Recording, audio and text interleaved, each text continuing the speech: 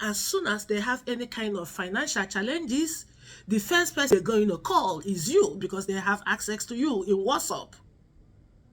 And they don't care what time they are calling you. They might be calling you in the middle of your sleep, in the middle of the night, because they're not sensitive to time difference. How does these people think that you can be able to take care of everyone? You have your own personal problems.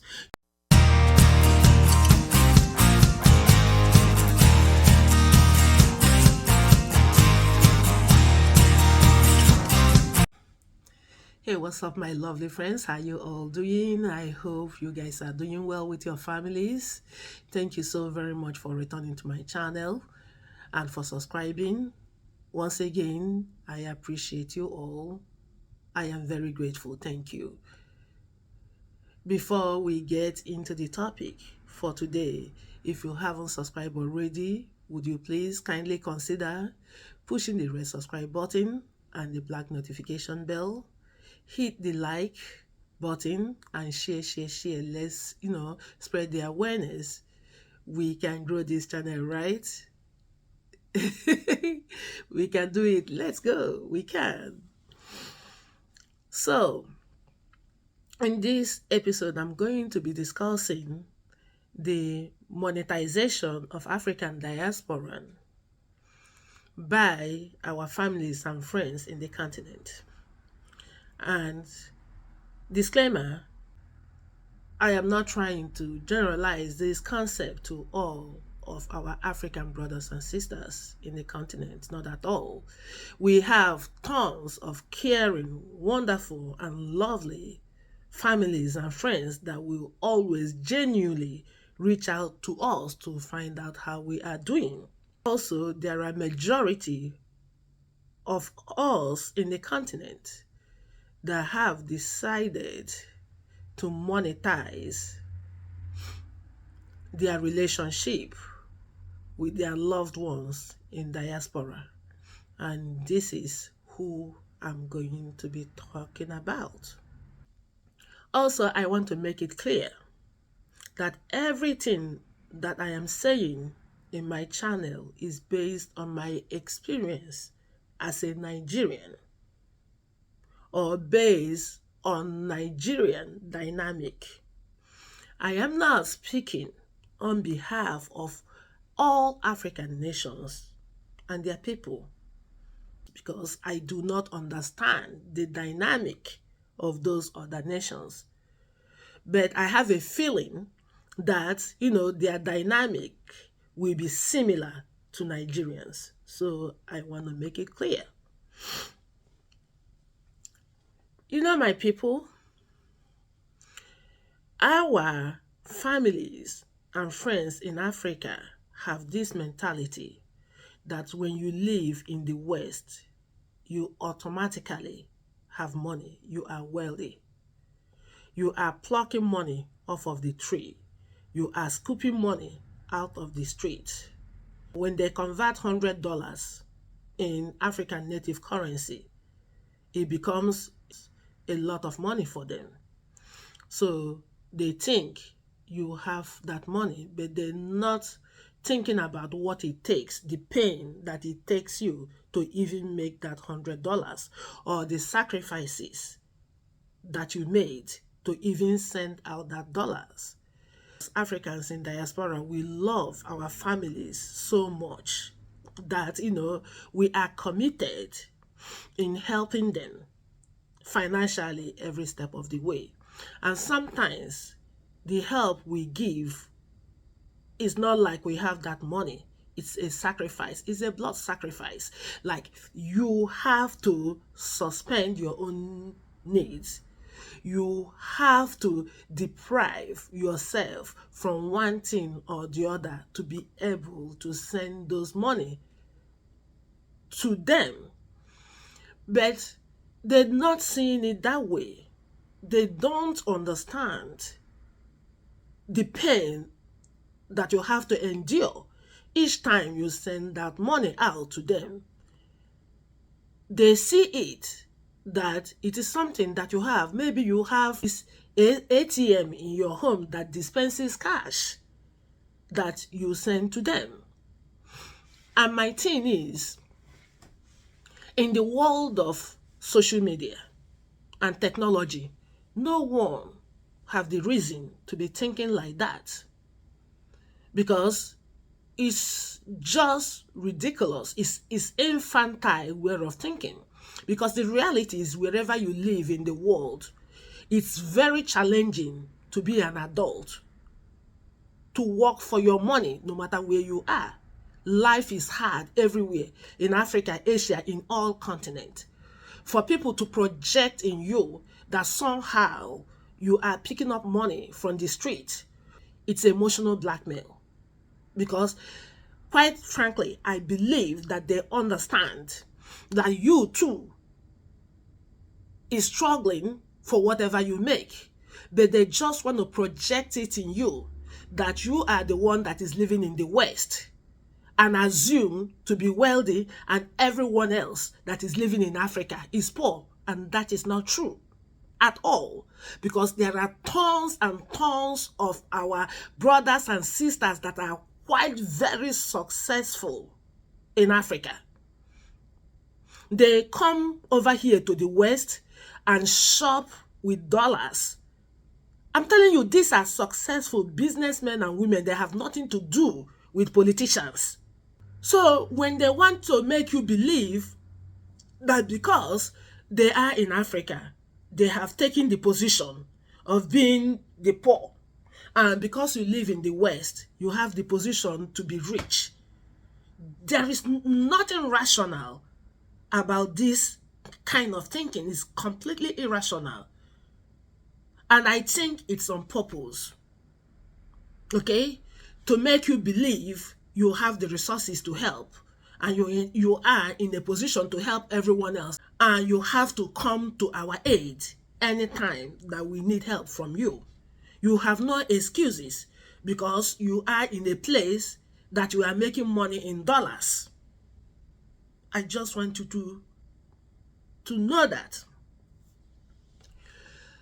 And this set of people have decided to monetize the relationship with their loved ones in diaspora, especially now in the era of technology and communication. So it's like the world has become smaller. They have easy access to you. This is unlike in 1998 when I first got into this country. The diasporans are distance away from our families in African continent, and even at that, we're still helping. But at least you can sleep in peace, unlike now that they be calling you on WhatsApp, regardless of the time, because most of them are not sensitive to the time difference. And these are educated people. So they call you, whether you're at work, whether you are sleeping, like some kind of annoying, disrupting calls. Some will call you directly on your phone. They call it flashing in Nigeria. They will call you, okay, and then cut off their phone because they don't want to pay that bill for international call, because they expect you to call them back. And when you call them back, they start telling you stories, and the whole stories will end up in what they want you to do for them financially. It's not one person, it's not two people. So they think that your relationship with them is about what they can get from you. Total monetization of you, and that is quite toxic. At some point, you cannot be able to cope with this because you have your own tons of problems, and you will have no option than to block. This is just not happening in WhatsApp, it's also happening in instant messenger. Maybe an old friend you have in Facebook that don't really have access to your WhatsApp. They will call, send you messages and all of that. You begin to ask yourself, how can one person help all of these people. They have a way of monetizing debt in the family because they think that anyone that they know will have to raise funds for them. I'm sorry, I'm going to call things the way it is. Some people, not all, will be more interested in how to monetize that debt, in how to use that person's unfortunate debt to raise money for themselves. How have we got to this point as African people where we let money control us? Everything is money. We have no value for any other thing. We are beginning to lose our family relationship, our friend relationship because of money, money, money. Because at some point it looks like, not just Africans in diaspora, even the rich Africans in Africa are hiding away from certain people in the family because they don't want to be monetized. And you know the funny part? Most of these people that wanted your help are even better off than you. Don't get into that illusion. You are the Messiah. You are the God. You are the Savior of everyone. Most of them are doing so well for themselves. Most of them have built their home, their private homes. They are secretly building their rental properties. They have lands. They have all these landed properties, but they're not going to tell you because they believe that their money is for the savings and yours is for the spending. If they have anything that they want to do, they rather want to find someone they're going to get that money from. And the easiest targets are the ones in diaspora. Why spending their money if they can get that money from someone else? So that is their attitude.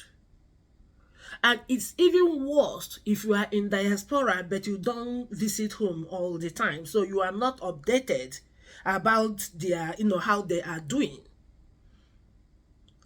When you get home, you will be shocked. The people who has been asking you for this kind of support, you will see the quality and the standard of their lives. You will be shocked.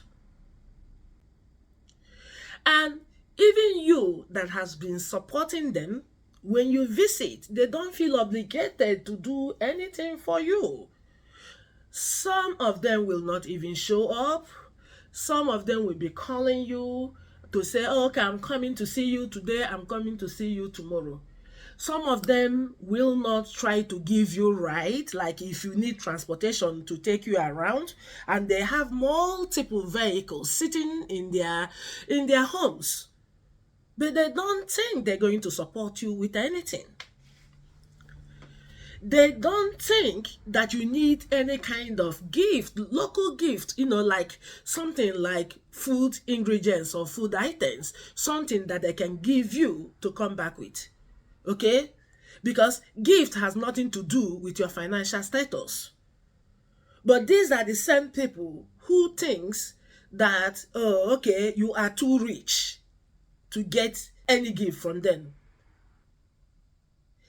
This is emotional blackmail. Gift, like buying a dry fish or buying any little food ingredients that doesn't cost money.